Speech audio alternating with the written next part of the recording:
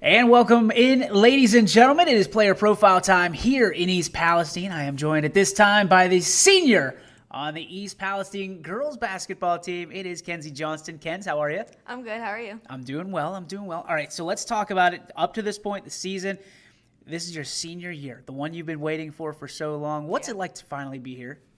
You know, it feels good inside that I'm the leader of the team. I'm here. I'm trying to help our team get better, but I think it's sad to me that this is my last year playing with these girls.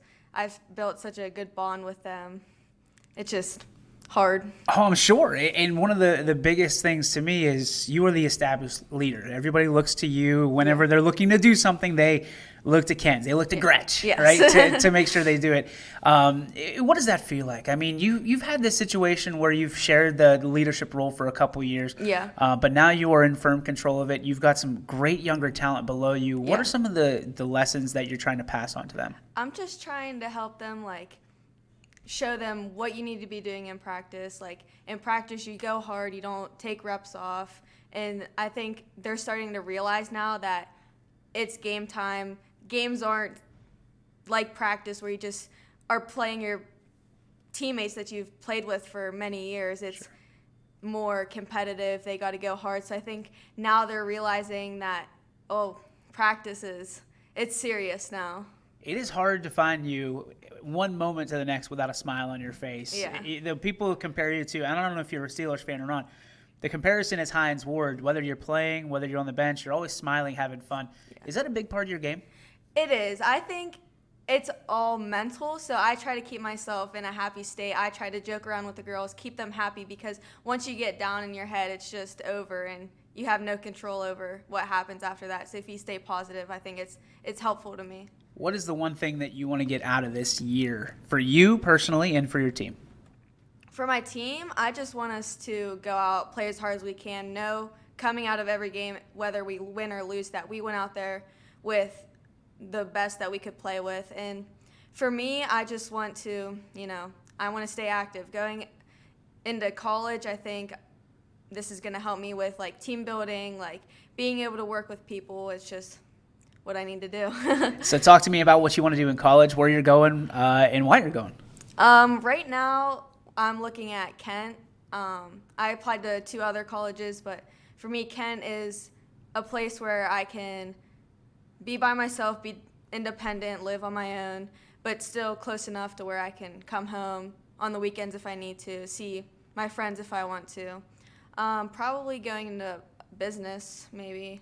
Nice. It's just, I don't know, I like that kind of stuff. Absolutely. We could always use it back here at YSN for business. And the nice thing about you is this is not your last hurrah. You still have softball coming up in the spring. So is it really hit you yet that this is the last hurrah as you move forward, and this is the last first something always? It's starting to hit me. I'm starting to realize, we've already played 5 basketball games now, and I'm like, at first, it was just I'm a senior. Yeah, I'm a senior. But now it's just I'm a senior. I'm not after this year. I'm not going to be playing basketball that much. I'm not going to be playing softball that much. It's just it's hard. Yeah, and it's one of those things where you're not looking to play at the next level. You're looking to get your education and to move on. Is that difficult for you? I mean, was there ever a point where you thought maybe I could play basketball or maybe I could play softball, and then you started looking at the schools where you could play in?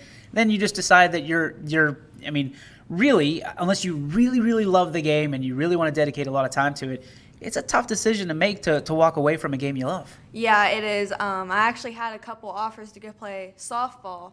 And at first I was like, yeah, softball. And then I started talking to a couple people that I know that played college sports.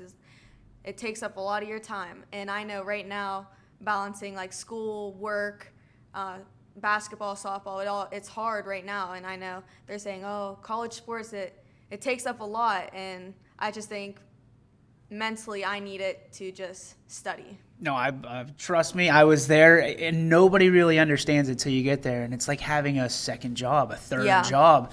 And they, no matter what division you play at, they expect the same from you. So kudos to you for knowing what you want and going after it for your future.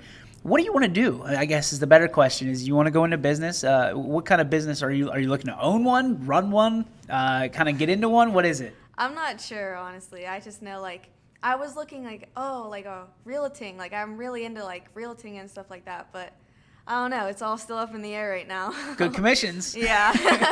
So if you're looking for a house in the next 5-10 years, make sure you hit up Kenzie Johnston here. This is the player profile brought to you by Gorby's. When you're on the go to Gorby's. Kenz, you're a Gorby's person. I know you like those Gorby subs. What's your favorite sub at Gorby's?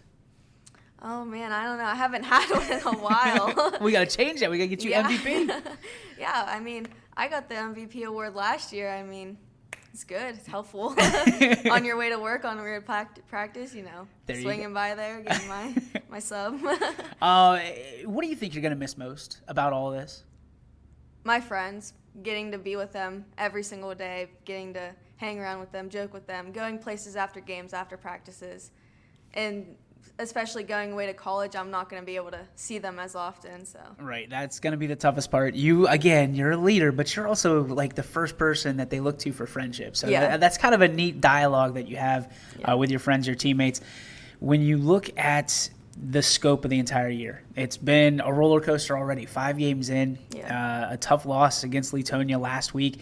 Kind of left a bitter taste in your mouth, and you were looking to get back on the court tonight and get things going. Unfortunately, the weather prohibiting that.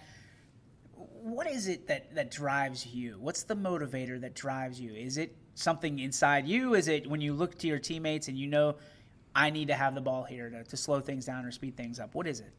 I just think, like, mentally, like, I tell myself before every game, like, I need to go out, I need to go as hard as I can, and it just drives me crazy when something doesn't go right or something doesn't go my way, and it's just like, I need the ball, I need to go score. Like, it just drives me crazy when something doesn't go right or go the way it was supposed to be planned. Well, let's hang the sneakers up for a minute. Let's talk about your favorite subject in school. What is that and why? I am definitely a math person. I really enjoy math. I know, like, outside of practice and basketball, I'm always helping Johnston with her homework, like her math homework. I'm like, Frizz, you need help? I'll help you with your math homework. Like, I just love doing that. You help her with her numbers, and she helps you with your numbers, right? Okay, so let's talk about your favorite. I mean, there's, I'm sure, a ton of favorite teachers you've had to this point. Is there one or two that stand out to you that you've had over the last 12 years? That's a hard one. I mean, there's a lot of teachers that, have impacted me in different ways. I know, like, Mr. Young. I see Mr. Young in the hallway every day. He's always like, oh, Kenzie, basketball game today, practice today. He's always talking to me, always making sure I'm all right. He sees me down. He's always trying to pick me back up. I love that, man. He's so nice. But I think Miss Brick has definitely helped me a lot with my math skills also. Okay, she was definitely one that pushed me to enjoy math.